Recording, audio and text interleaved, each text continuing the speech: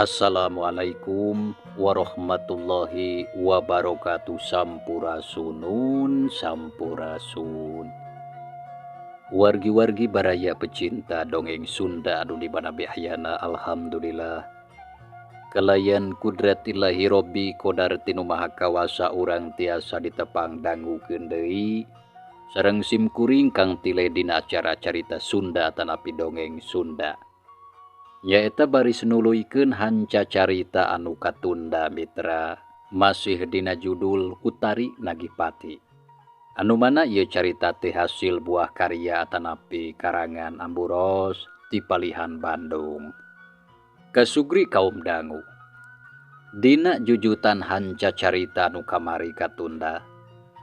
Pedaran kang tile kasapih kuanci dina mangsa medarkeun kayan alam ti peuting. Nyatana ka Dendarma khususna ka kulawarga Juragan Subrata. Anu mana harita Dendarma karak ngeuh yen jam tangana parantos teu aya dina tempatna. Eta hanca teh nya. Sumangga mitra ameh teu nyangkolong kana waktos urang puseurkeun di perhatian urang kana ieu carita.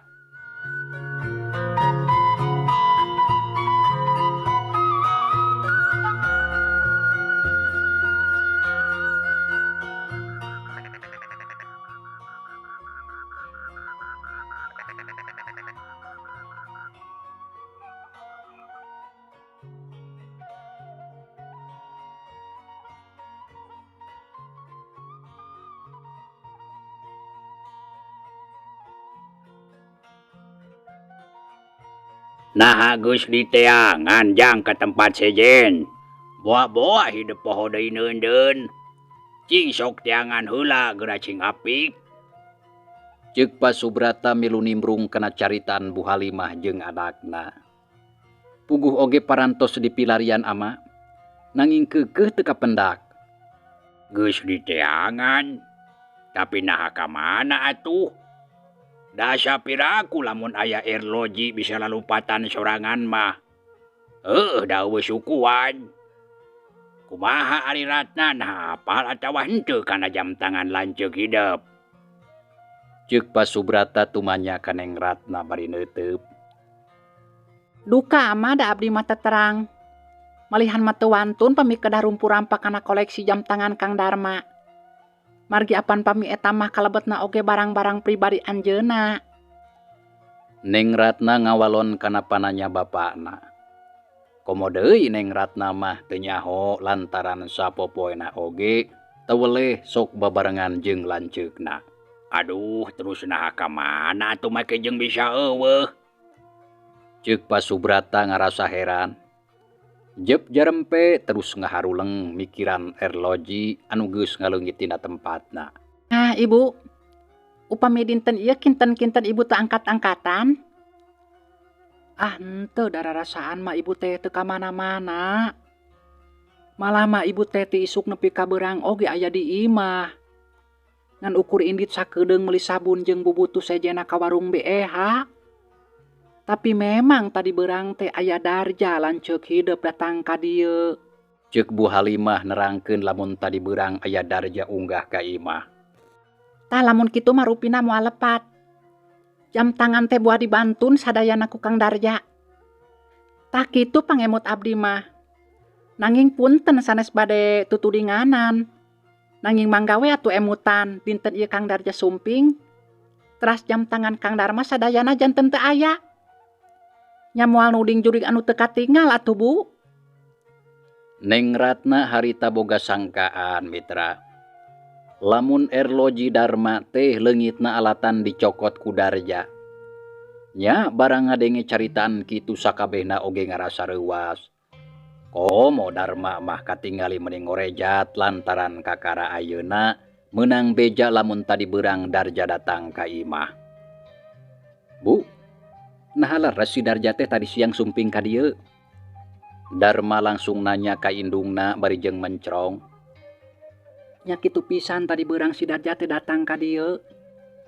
Barabat Bu Halimah nyaritakeun deui kajadian tadi beurang basa kadatangan ku Darja. Samalah sakabehna oge dicaritakeun eueuh anu kaliwat lantaran basa tadi cacarita ka Pasubrata, Darma jeung Ratna mah duanana can baralik ti kantor. Tak kitu tadi teh si Darja datang ka dieu. Tapi da salila aya di imah asa teu katingali asup ka kamar hidap. Lantaran lila babarengan jeung ibu. Malah mah ngobrol panjang lebar nepi ka dahar oge bareng. Terus indit tapi da kaluarna oge bareng jeung ibu. Manehna terus ngaleos rek indit ka Bandung cenah mah. Ari ibu terus ka warung BH. Tak kitu tadi teh. Kitu ceuk Bu Halimah mungkas sakabeh caritana. Wah, jika nama si Darja ka deso teh eta mah nganu kurakon-akon ngara dipercaya. Pura-pura rek mencaji hampura. Padahal bari jeung ngarampin barang batur. Sabot ibu ka warung manehna balik deui. Kitu ceuk Pasubrata, jung nangtung leos ka kamarna. Sarta guragiru mukakeun lomari papakean. Sorolok mukakeun laci barang brehnya pungguh ngaranjug. Lantaran laci lomari teh geus kosong eueuh nanaon. Duit gepokan anu biasa sok ditunda di dinya ayeuna geus eueuh salambar-lambar acan. Ibu, gancang ka dieu geura. Pasubrata ngagorobok ka bojona nu keur diuk di patengahan. Nya atuh barang ngadenge kitu mending ngorejat da puguh reuwas. Aya naon amana? Cing tong sok gogorobokan atuh. Sakitu pikiran keur bangreng teh kalahger gogorobokan mata kariwang. Ieu mah lain aya naon gancang ibuna ka dieu. Yaheug atuh ke daguan sakedeung. Jung Bu Halimah nangtung terus rurusuhan muru ka kamar. Dituturkeun ku anakna Darma jeung Ratna ti tukang. Teu lila sakabehna geus araya di jero kamar. Aya naon amana? Ceuk Bu Halimah bari nyampeurkeun ka salakina. Anu keur nangtung yang hareup kana lomari pakean anu lacina geus buka. Lain aya naon ibuna sok keuwat tingali laci lomari urang ayeuna mah geus kosong eueuh isina. Ari duitna dikamanyakeun. Har baru geus kosongnya ama. Bu Halimah tumanya ka Pasubrata serog hareupeun lomari. Barang breh puguh reuwas lantaran laci teh geus kosong. Terus gap kana peti perhiasan terus dibuka. Barang breh Bu Halimah menibun celik. Awakna ngeleper asa leuleus beungeut pias jajantung ratug menimotah teu puguh rasa. Lantaran eusi peti perhiasan teh ngan tinggal saeutik, eta oge ngan ukur perhiasan anu gramna teu gede. Da puguh anu gede mah tadi geus diringkit kabeh oge ku Darja. Nya keur sakedapan mah Bu Halimah ukur calangap lantaran hatena asa teu percaya kana sagala rupana lamun seug ayeuna imahna kudu ngalaman kagarongan ku anak sorangan. Kasugri kaum dangu. Bu Halimah harita ngahulang. Brek diuk dina luhur kasur setengah ngabebeutkeun maneh. Berbei cimata nangalem bereh maseuhan pipi. Hatena karasa nyeri peurih lantaran geus ditipu atah-atah kudu jadi anakna. Boro satadina mah geus ngarasa bunga, boga harepan anakna rek babalik pikir. Tapi kanyataan jauh tina sangkaan. Amana nah nya ieu teh pagawean si Darja. Lamun nya teh duh Gusti beut asa ku kabina-bina teuing kalakuan maneh teh Darja. Ceuk Bu Halimah kituna teh barijeng terusing ceuri kanyanyerian. Nempok kitu Neng Ratna kabawa sedih. Srog atuh ngadeuketan ka indungna samalah barijeng ngababaraha tena. Ari Darma jeung Pasubrata duanana rumenghap narik napas panjang bangun anu berat. Ngarasa capek hate jeung jengkel pacampur jadi hiji. Jang Darma, sok gancang ka ditu tiang si Darja ka imah baturna. Anu duaan teh ning, saha ngaranna teh? Si Godeg sareng si Gojin ama landiana mah. Nya saha we lah ngaranna mah. Sok tiang si Darja ka imahna lamun manehna aya gancang cenah datang ka dieu. Ceuk Pasubrata harita nitah ka Darma sangkaneang Darja ka imah baturna. Apan saur ibu si Darja teh angkat ka Bandung ama? Nya ari bebejana mah kitu. Tapi saha nyaho lamun nyarita kitu teh eta bangan saukur ngabohong. Matak mending tiang heula ayeuna mah ka imahna. Tapi lamun si Darja eueuh, baturna anu dua bawa ka dieu. Lantaran ama butuh ku katerangan cibadanehna. Nya mangga atuh pami kitu mah. Permios abdi bade nyusulan heula si Darja.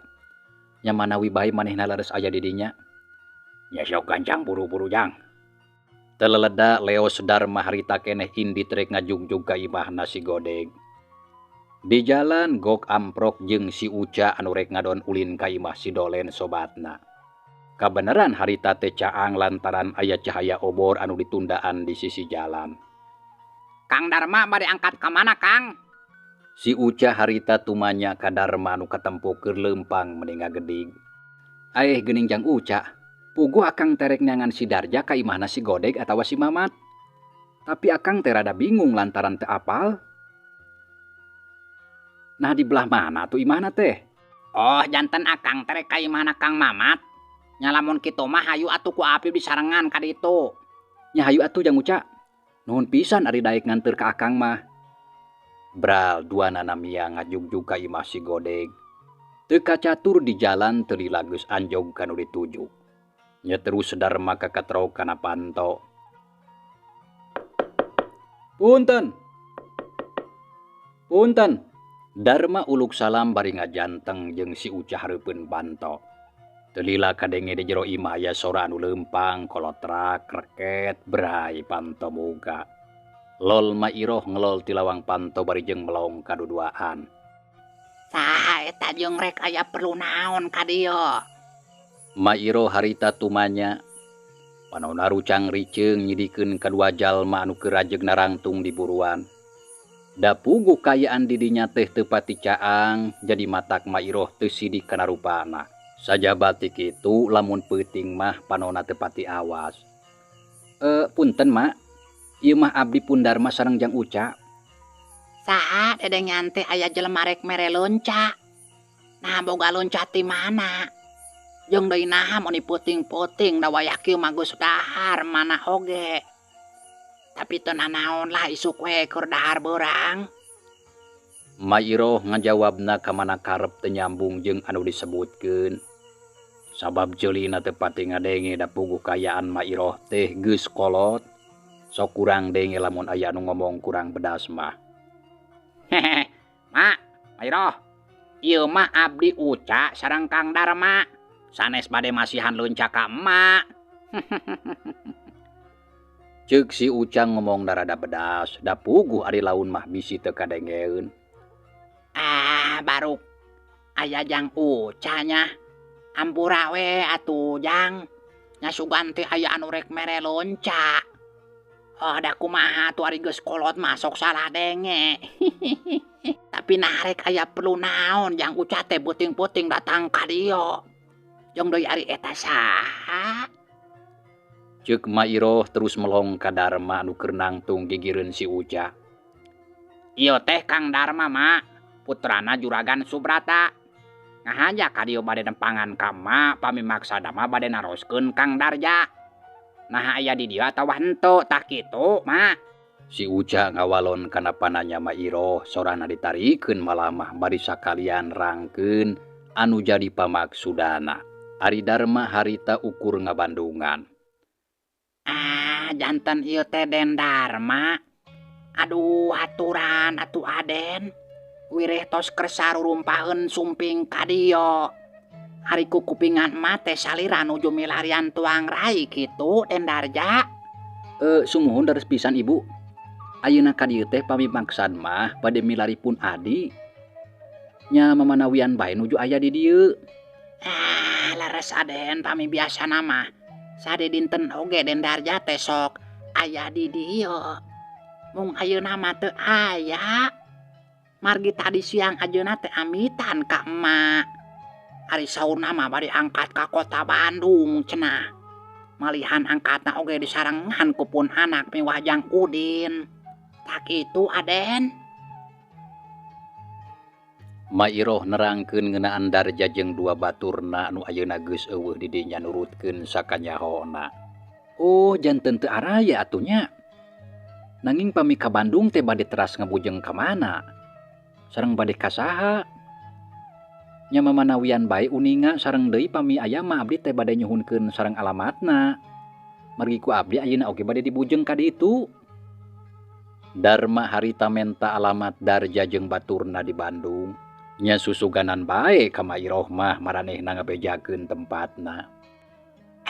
Puguh oge teu nyaurkeun pami alamatna mah. Da mung sakitu we nyebatkeunna teh bade angkat ka Bandung. Pami maksana mah ajeuna teh bade milarian Padamelan. Tak kitu pun anak teh nyariosna mah. Aduh, pami kitu mah tangtos bakal sesah atuh milariana. Pami teu aya alamatna mah. Nya kedah ka mana nyusulna? Darma kacida ngarasa hanjelu hatena mentegag.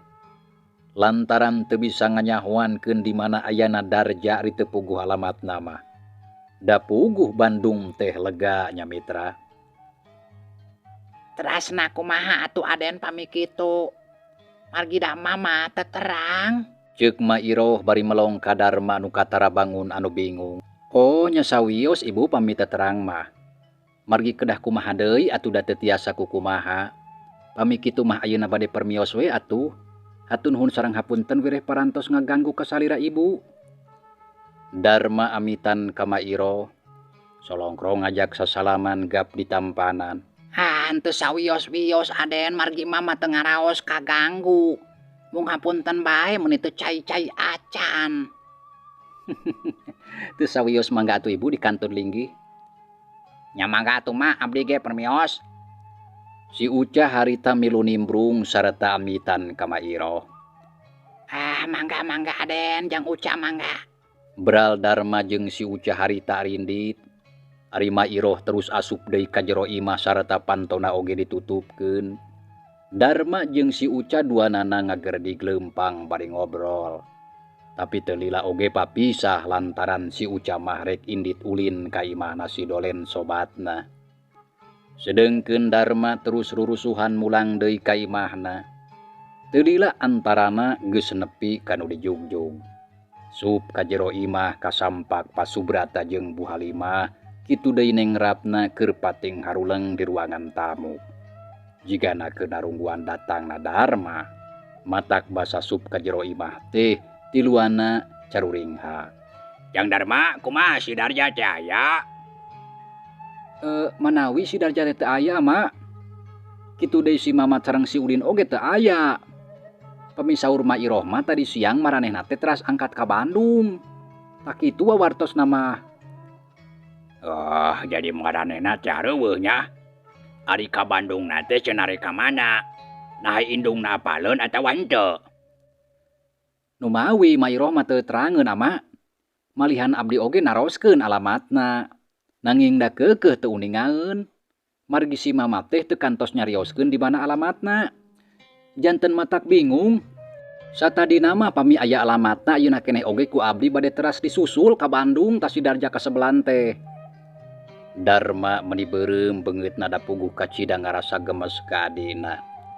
Dalamun seug Darja harita aya mah di dinya, geus tangtu bakal ger deui gelut.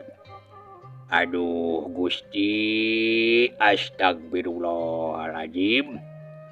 Lamun kitu mah urang teh ibuna geus kagarongan ku anak sorangan. Kudu kumaha ari geus kieu? Cing ama teh bantuan mikir atuh ku sararea. Dapira ku atuh ari kudu dilaporkeun ka polisi mah da eta teh anak sorangan. Jeung deui pasti matak era ku balarea. Rek dikamanakeun beungeut ama. Lamun jalma loba anu arapaleun ama teh boga anak jadi garong. Sok sanajan malingna kana banda kolot sorangan. Tapi ari ngaranna maling mah keukeuh we maling.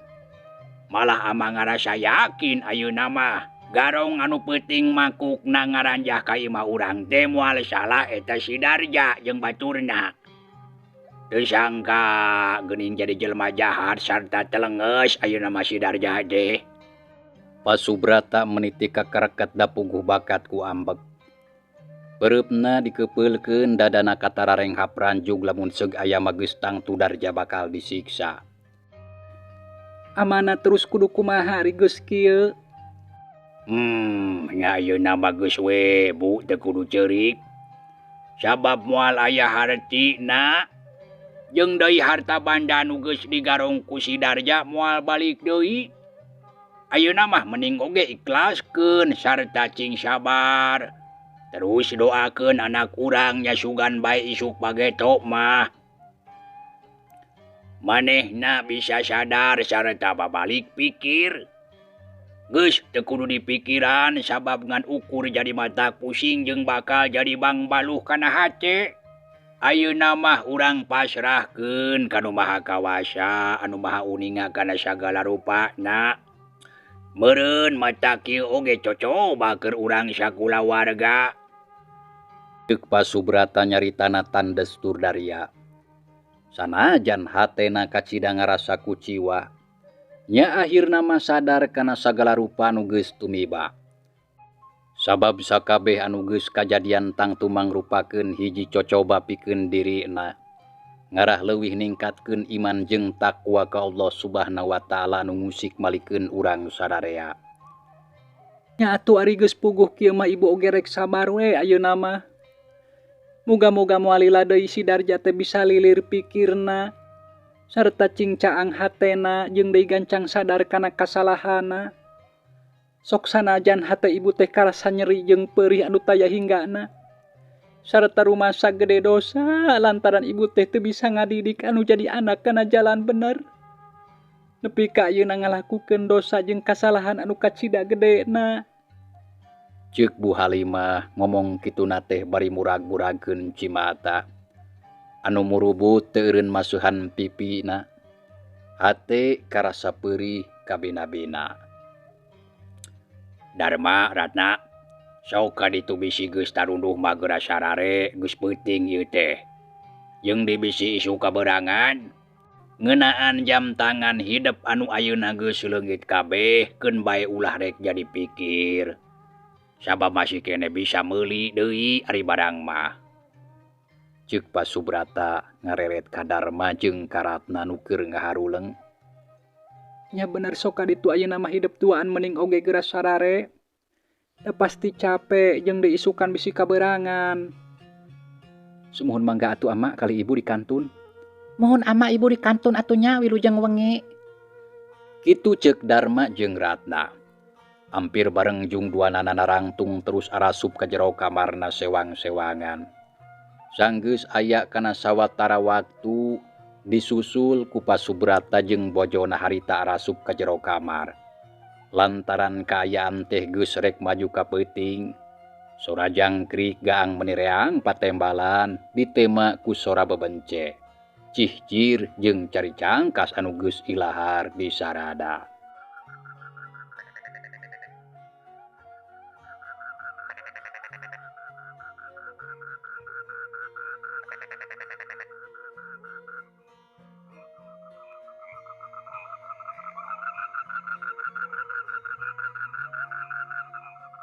Kasugri kaum dangu. Gancangna carita waktu teh teu karasa ngarayapna. lantaran ku betah na manusia rumingkang di alam dunia. Ti poe ka poe waktu teh terus nyerelek, beak poe ganti minggu, beak minggu ganti bulan. Salilana kitu jeung kitu bae eueuh leureuna. Akhirna 5 bulan geus kaliwat tiba sajuragan Subrata harita digarong ku anakna. Tisaprak Darja jeung baturna ingkah ti lembur Cibodas. Kaayaan teh estuning jadi ayem tentrem, eueuh anu matak hariwang jeung eueuh anu matak sieun. Jurig hulu jeung jurig buntung anu teu heula sok ngaganggu. Ayeuna mah eueuh bejana. Kitu deui ngeunaan garong ayeuna mah jadi jempling. Kayaan di lembur teh estuning tiis ceuli herang mata teu loba dedengean. Tangtu bae matak nambahan betah pikeun sakabeh pangeusina. Kasugri kaum dangu. Cag urang tinggalkeun heula kayaan di lembur Cibodas, urang teundeun sakedeung. Ayeuna urang malikan deui nyaritakeun Darja jeung 2 baturna nu geus aya kana 5 bulan caricing di kota. Sabada Darja hasil ngagarong imahna. Harita langsung arindit ka kota. Ari caricingna di hiji imah kontrakan anu tempatna teu pati jauh ti alun-alun kota Bandung. Unggal poe pagaweana saukur luntang lantung arulin bari jeung poya-poya meakeun duit hasil ngagarong ti kolotna. Samalah sok dibarengan bari mabok, main, ulin jeung awewe bangor. Komo deui gelut mah tara kaliwat jeung loba deui pagawean goreng sejena anu dilakukeun ku maranehna. Ari sabab ngalayan sarua gelona. Nincak kana hiji poe harita teh poe Sabtu pasosore. Darja si Godek jeung si Gojin tiluana keur dariuk dina bangku handapeun tangkal kai anu aya di pojok alun-alun. Bari ngawaskeun ka sabudeureun eta tempat anu katempona wayah kitu mah keur meuhjeuna rame. Loba jelema anu keur arulin, aya anu keur dariuk bari ngobrol, aya anu keur lelempangan ningalian anu dagang. Aya oge anu keur jarajan lantaran loba anu daragang kadaharan. Da puguh alun-alun kota Bandung jadi salah sahiji tempat pangulinan anu sok pada ngadegdeg ku balarea. Meuni asa rame kieu kayaan di dieu teh. Abong-abong di kota meuni loba jelema pasuliwer. Aya anu keur kitu, aya anu keur kieu tetela geuning kacida rupa-rupa polah jalma teh. Sakapeung masok matak lieur tapi oge matak resep loba titingalieun. Ceuk Darja ngamimitian ngajak ngomong ka baturna bari teu leupas panonna mah rarat-reret nitenan kayaan di dinya. Anu memang keur meuhjeuna rame. Loba jalma anu keur abring-abringan aya anu kaditu aya anu kadieu pasuliwer matak lieur. Yaho, Darja, rame di kota mah matak oge dewek mah betah cicing di dieu teh. Da puguh kayana beda pisan jeung di lembur anu ti isun jarempling jauh ka Bedug angkang kadulag teh nyaan. Tara aya hiburan, rajeun aya anu kadengengan ukur sora kohkol anu ditakol di gaduh ronda atawa sora lisung anu pating kelentrung. Lamun pareng aya hiburan ukur sataun sakali kitu oge lamun aya nu hajat. Ceuk si Godek nembalan kana caritaan Darja. Ku siwel ngaluarkeun rokok bodas tina jero saku bajuna. Gur diseungeut palenyun udud serebung haseupna ngebul ka luhur. Katara bangun anu nikmat. Terus awakna ngadayagdag nyaramde kana tangkal kai. Panonna kucap kiceup ngawaskeun ka jalma nu keur arulin. Jadi si laing teh Godek betahnya cicing di kota teh. Tanya Darja bari ngareret ka sobatna bari nyerengeh seuri. Ya pogo atuh dewek mah betah pisan. Samalah lamun bisa mah geus moal balik deui ka lembur ah. Rek terus we bebetah di dieu. Kumaha si laing Gojin? Nah sarua betah cicing di kota teh. Ya geus teu kudu nanya deui atuh euy. Da sarua dewek oge betah. Tembal si Gojin gancang ngawalon kana caritaan Darja bari seuri.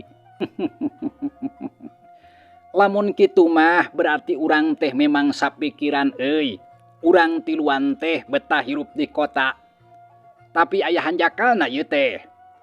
Naon anu hanjakalna euy? Naon anu hanjakalna teh? Si Godeg jeung si Gojin ampir bareng nanya bari melong ka Darja. Memang ngeunah hirup di kota teh dewek oge sarua betah. Hanjakal duit keur bekal hirup urang sapopoe ayeuna geus rek beak. Tah lamun geus kitu kudu kumaha hirup urang satuluyna. Darja nerangkeun ka baturna. Lamun ayeuna duit keur bekal hirup maranehna geus rek beak, da puguh dipake nyumponan bubutuh sapopoe. Oh, jadi pasoalan urang teh geus teu boga duit keur bekal hirup beureun. Jigana eta nu keur dipikiran ku si Laing teh. Tah bener kitu pisan Godeg. Cing sok kudu kumaha ari geus kieu. Piraku ari kudu balik deui ka lembur mah dewek teh haroream lantaran geus betah cicing di dieu teh. Lamun geus saukur urusan duit mah atuh gampang. Ceuk si Gojin bari seuri. Katempona manehna mah tenang bae teu loba pikiran. Maksud si Laing gampang teh kumaha Gojin? Ceuk si Godeg bari mencrong tarangna ka tara kerung. Gampang cenah. Kumaha cing sok gancang atuh mongkeun. Lain kalah seuri we si Laing mah kawas domba keur ngasin. Ieu euy are nu jadi pasoalan pikeun urang teh. Taya lian ti duit eueuh di anu sejen. Tapi naha make jeung kudu dipikiran. Tuh tempo ku si Laing duaan. Di sisi jalan loba toko anu ngajajar. Malah mah loba ibah anu aralus jeung aragreng di dieu mah. Matak naon lamun urang garong we atuh ku urang. Da moal matak hese asal urangna kudu hati-hati. Ceuk si Gojin mere usul ka baturna sangkan ngagarong imah atawa toko. Da puguh ngan ukur eta pagawean anu bisa dilakukeun ku maranehna mah. Dari kudu gawe anu bener mah haroream, sajaba ti buruhna leutik geus tangtu bakal capek. Tah aya benerna usul si Laing teh Gojin. Heulah satuju kitu oge dewek mah. Tapi kade dina ngajalankeunna urang kudu hati-hati pisan. Lantaran di kota mah loba polisi. Lamun urang ditewak geus tangtu urang tiluan bakal diasupkeun ka buwi di kandangan kawas domba. Ya, matak sameme sagala rupana dijalankeun urang teh kudu apik jeung taliti. Sarta kudu diperhitungkeun resikona. Kumaha ceuk si Laing Godeg satuju atawa henteu lamun urang ngagarong? Ceuk si Gojin ngareret ke si Godeg anu keur ngabandungan. Ya hayu dewek oge satuju. Tapi rek ngagarong ka mana urang teh na geus aya ancer-ancer. Sabab kudu jelas heula anu jadi tujuanna. Rek ngagarong toko, rek ngagarong imah, atawa rek kabegal. Tah lamun geus jelas tujuanna hayu urang gancang jalankeun. Kieu ari ceuk dewek mah euy. Tuh ditukageun alun-alun belah ditu nya. Hiji imah gedong meuni sigrong. Sigana mah moal salah eta imah bogana jalma nu beunghar. Pasti bakal hasil ngagarong ka imah eta mah. Jeung deui tempatna aya di jero gang. Sarta loba jalan pilumpateun lamun seug pareng aya nu ngudag. Kumaha si Laing duan satuju lamun kitu? Ceuk si Gojin tumanya ka baturna nu keur ngabandungan. Satuju dewek mah. Ceuk Darja ngawalona pondok ari panon mencrong ka belah kaler. Sarua dewek oge satuju. Tapi rek kiraha migawena. Kumaha lamun peuting engke? Siap si Laing Godeg. Siap dewek mah. Kumaha si Laing Darja? Si Gojin nanya bari ngareret ka Darja nu keur anteng melong ka belah kaler. Darja, kedeuleu naon si Laing teh? Mun dianteng kitu nah kadenge atawa henteu dewek ngomong teh? Kadenge ku dewek oge geus jempe motong ngomong wae. Lantaran waktu nyapi alatan mangsa misa mitra. Jag ieu carita urang tunda heula, insyaallah kin urang lajengkeun deui. Hatur nuhun kana naon rupi paratosana, wilujeng kantun. Wassalamualaikum warahmatullahi wabarakatuh.